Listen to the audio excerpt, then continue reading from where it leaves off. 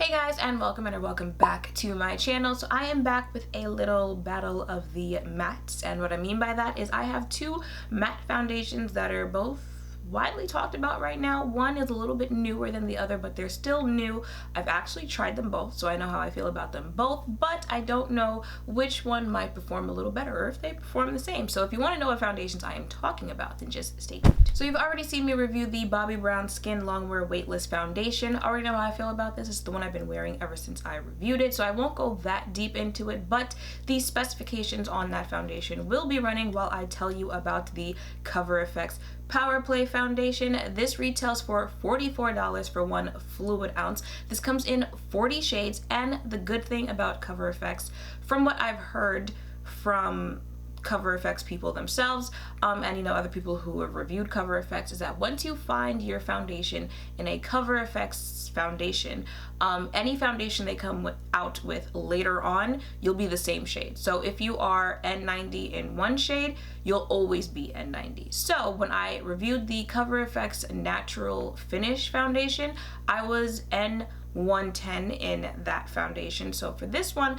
I picked up the same shade, N110, and you'll see how that does on my face, and you'll see if that claim is true, that you'll be the same shade across the board. And let me just tell you a little bit about that foundation. Available in 40 diverse shades, this liquid foundation has buildable medium to full coverage with a modern matte finish, loaded with a trio of ultrafine powders that control shine and visibly blur imperfections. It stays on skin all day without dulling or drying complexion.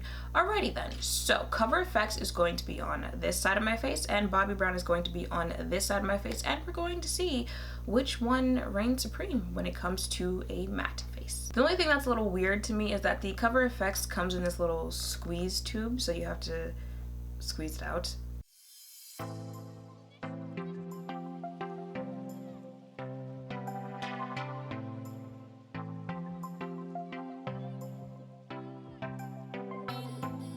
And now Bobbi Brown on this side.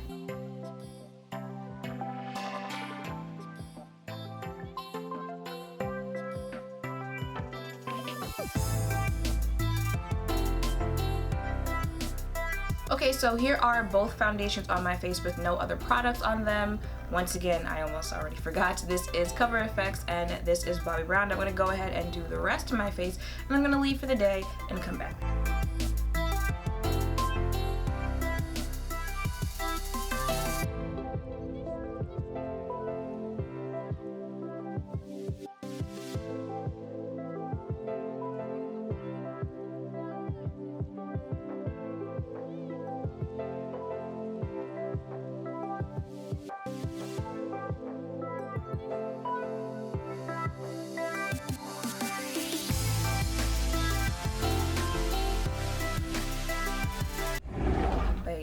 Really though, someone's gonna have to explain why I'm so pale this winter. Like, I honestly do not understand why.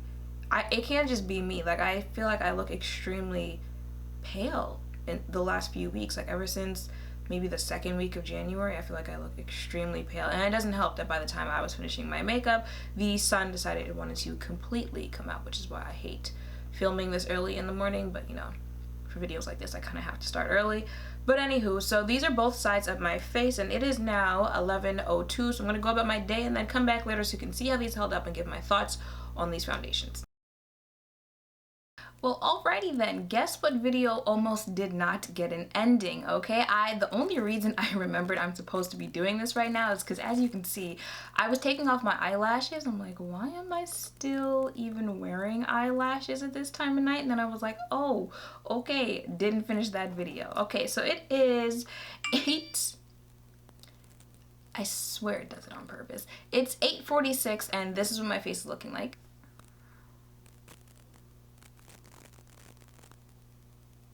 If it's 8 something, I think that means it's been somewhere around, what time did I leave? 11, 10? I don't know. I think it's been somewhere around 10 hours, and this is what my face is looking like. So I'm just gonna have to, go ahead and get it out of the way, as far as this battle of the mattes goes.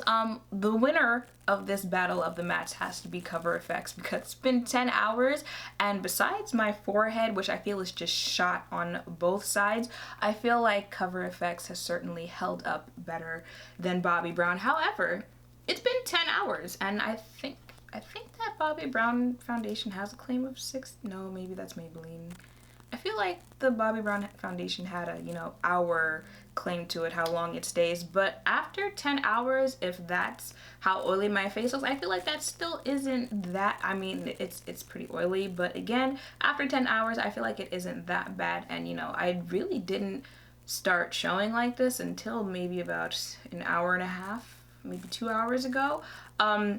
And it's the foundation I've been wearing, so you guys know that I like it, and it does do a very good job at staying matte. But that Cover FX side just said, what shine? They are pretty much two foundations that claim to do the same thing. They both claim to be, you know, pretty full coverage foundations. They both claim to be weightless, and they both claim to be matte.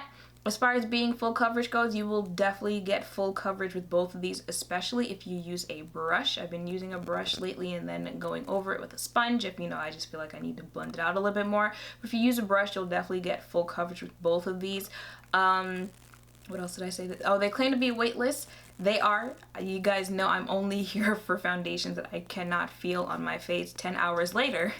Again, the only reason I remembered I have makeup on is because your girl was getting ready to go to bed. And as far as being matte goes, they are both pretty matte foundations. I feel like my creasing on both sides, there isn't much, you know, other than this area right here and this area right here. Like, the foundation is literally like seeping into my eyes, and that's how I know that I've had this on for too long, because it always creases here, but never to the point where like the makeup actually starts like sliding into those areas. So it's time for me to take this off. What else? It hasn't separated or anything like that. I don't have any transferring with either foundations. Now, there are some differences with these two foundations. You know, Cover FX is $44, Bobbi Brown is $46, so there's a $2 difference, and I believe they're both 1 fluid ounce foundations, if I'm not wrong.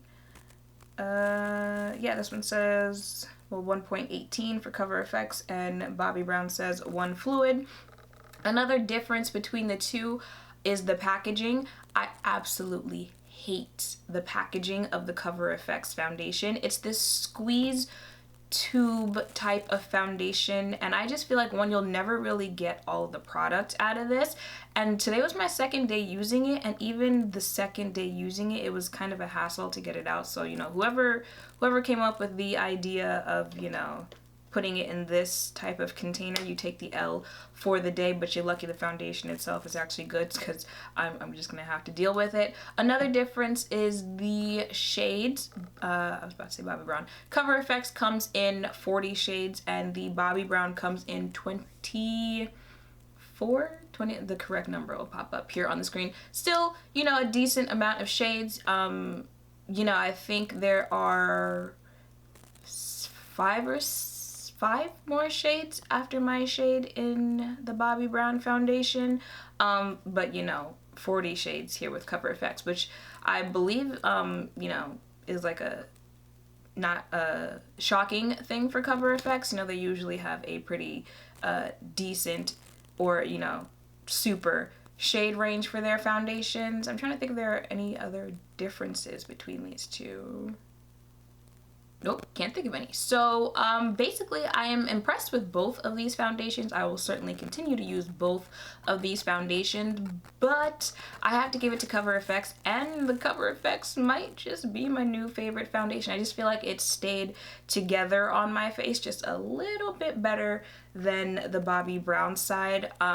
Also, you know, the fact that N110, when I found it in the natural finish foundation from Cover FX, was my perfect shade match.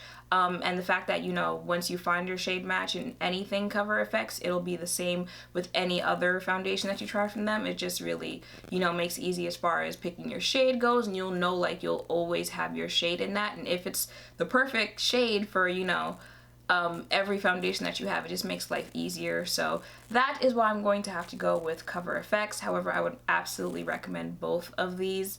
You know, hopefully I can find like a drugstore that I can, you know, throw in here, because they're both, you know, over $40 foundations. I certainly think they're worth it though, but you know, obviously the foundation hunt is not going to end, so we might have to, you know, put that hunt out there to find a drugstore version of these two foundations because they are both lit. So that is it for this video. I hope seeing these foundations on my face and hearing some of my thoughts has helped in your decision of whether or not you want to try these out for yourself. Make sure to thumbs up, comment, and subscribe down below. Thank you all for watching, and I will see you in the next one. Bye!